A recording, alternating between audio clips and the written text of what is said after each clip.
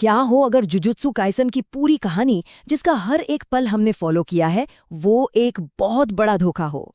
क्या हो अगर इसके निर्माता गेगे अकुतामी ने सबसे बड़ा राज हमारी नजरों के ठीक सामने रखा हो और हम उसे देख ही ना पाए हों? आज हम इसी छिपी हुई सच्चाई की परतों को खोलेंगे। और यही वो एक सवाल है जो पूरी कहानी को पलट कर रख सकता है। क्या शिबुया इंसिडेंट आर्क में छिपा कोई छोटा सा डिटेल पूरी सीरीज के अंत को बदल सकता है? चलिए इस गुत्थी की तह तक चलते हैं।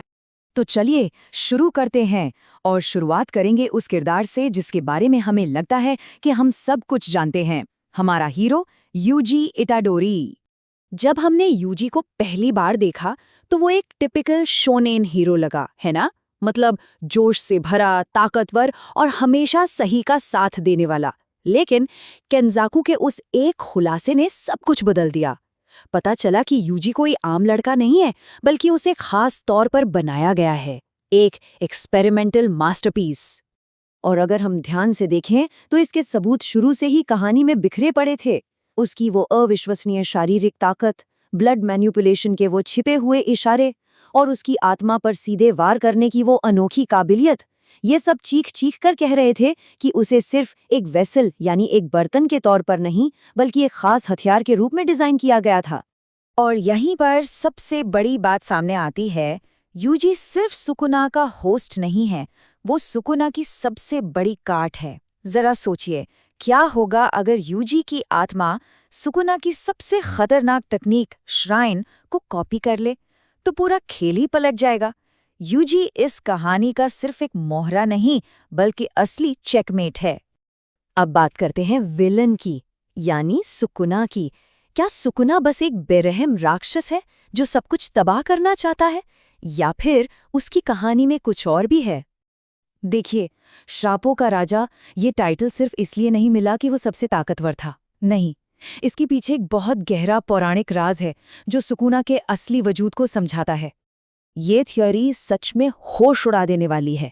इसका मतलब है कि सुकुना के 4 हाथ और 2 चेहरे सिर्फ डिजाइन नहीं हैं, वो इस बात का सबूत हैं कि एक ही शरीर में 2 आत्माओं की, 2 इंसानों की शक्ति है। ये उसे सिर्फ एक राक्षस नहीं, बल्कि कुछ और ही बना देता है।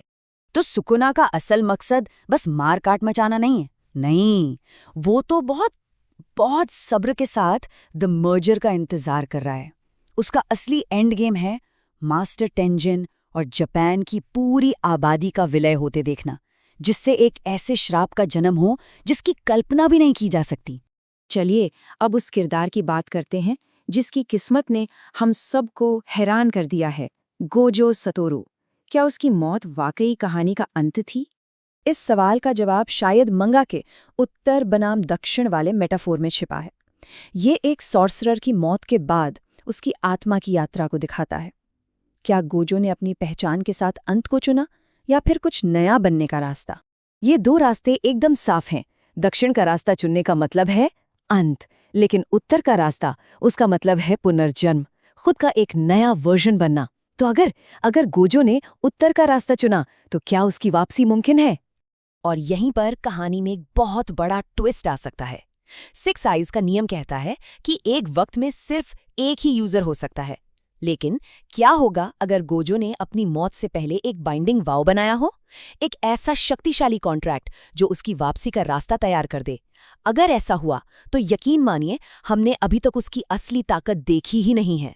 तो अब आते हैं कहानी के एंड गेम पर, और इसके सेंटर में है द मर्जर और मेगुमी फुशिगुरो की दुखद कहानी।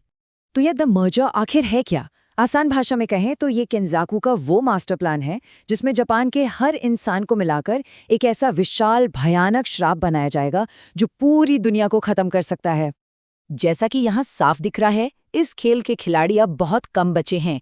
केंजाकू ने मरने से ठीक पहले मर्जर शुरू करने का अधिकार मेगुमी को सौंप दिया, और चूंकि अब मेगुमी के शरीर पे सुकुना का कब्जा है, इसका सीधा मतलब ये है कि दुनिया को तबाह करने का बटन अब सीधे सीधे सुकुना के हाथ में है। और यहीं पर कहानी का सबसे मुश्किल, सबसे दर्दनाक सवाल हमारे सामने आता है। क्या सुकुना को रोकने का सिर्फ एक ही रास्ता बचा है, और वो है मेगुमी को खत्म करना? क्या यूजी को दुनिया बचाने के लिए अपने सबसे अच्छे दोस्त की जान लेनी होगी? तो अब हम कहानी के उस मोड़ पर आ गए हैं जहां गेगे अकुटामी ने खुद दो बहुत ही दर्दनाक अंत की ओर इशारा किया है। ये दो रास्ते, दो भयानक सच।